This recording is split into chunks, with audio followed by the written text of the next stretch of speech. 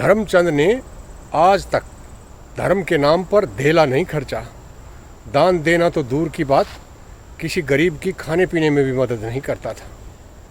गंगा मैया से 12 किलोमीटर पर रहता है बरसों से, पर कभी आज तक डुबकी लगाने नहीं गया। घरवाली ने लड़ झगड़ कर भेज तो दिया, पर रास्ते भर ये सोचता रहा पुरोहित और पंडे खामखा का दान करवाते हैं, मैं उन्हें धेला नहीं दूंगा। और बजाय आम घाट के वो मुर्दा घाट पर जा पहुंचा। वहाँ सिर्फ मुर्दे ही आते हैं। धर्मचंद ने डुबकी लगाई और जैसे ही निकला तो पुजारी बाहर खड़ा मिला। अरे जजमान, बहुत दिन बाद इधर कोई आया है, पूरे 1 साल का दान अपने जजमान से लूँगा। नहीं नहीं भाई, इसमें तेरा क्या है? गंगा मैया ने पाप धोए हैं और मैंने पाप किए हैं। अव्वल तो किए नहीं और किए हैं तो धोए, इसमें तेरा क्या है? और साफ मना कर दिया। पर पुजारी भी यूं छोड़ने वाला नहीं था। चलो जजमान, अब नहीं है तो कोई बात नहीं, उधारी ही कर दो। और धर्मचंद ने एक धेला उधार में दान की हाँ भर ली और धोती पहनकर चल पड़ा अपने गांव को।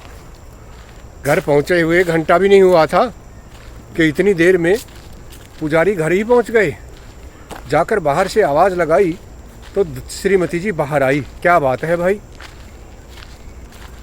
अरे बात क्या है, धर्मचंद जी ने एक धेला दान करने का कहा था और उसकी उधारी वापस लेने आया। अंदर जाकर श्रीमती जी ने धर्मचंद को खूब खरी खोटी सुनाई। अरे दान ही करना था तो उसमें उधारी कैसी?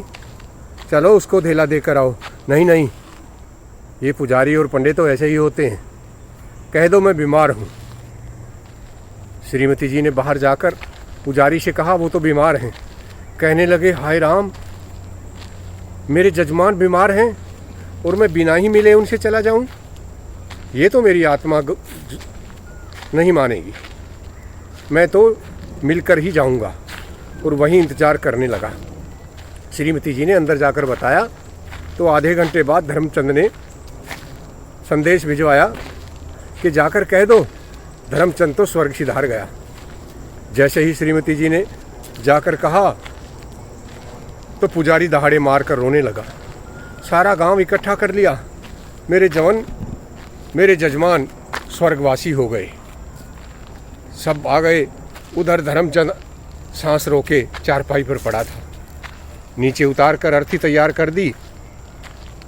धर्मचंद की पत्नी दहाड़े मारने लगी, अरे ये मरा नहीं है, ये वैसे ही नाटक कर रहा है। दूसरी महिलाओं ने समझाया कितनी ज़्यादा प्यार करती है ये, ऐसे ही कहते हैं जब कोई मरता है, विश्वास ही नहीं होता। और चिता पर जाकर धर्मचंद को लिटा दिया गया। अब पुजारी जी अभी भी साथ साथ ही थे, पर धर्मचंद भी पक्का कंजूस था। नीचे से आग जलाई तो पुजारी जी ने आत्मा की शांति के लिए दुआ मांगी। धर्मचंद कहता है मर जाऊंगा लेकिन धेला दान में न दूंगा। ऐसा ही हम कुछ जीवन में करते हैं। अरे सब कुछ हो लिया, अब तो कुछ दान दक्षिणा कर दो। पैसा धेला न सही, कपड़ा खाना कुछ तो दान करो, कुछ और नहीं तो अपने अनुभव ही दान कर दो। जाने से पहले समाज को कुछ तो देकर जाओ। यहाँ से सब कुछ भी तो मिला है आपको, कुछ तो दान करना ही चाहिए इंसान को।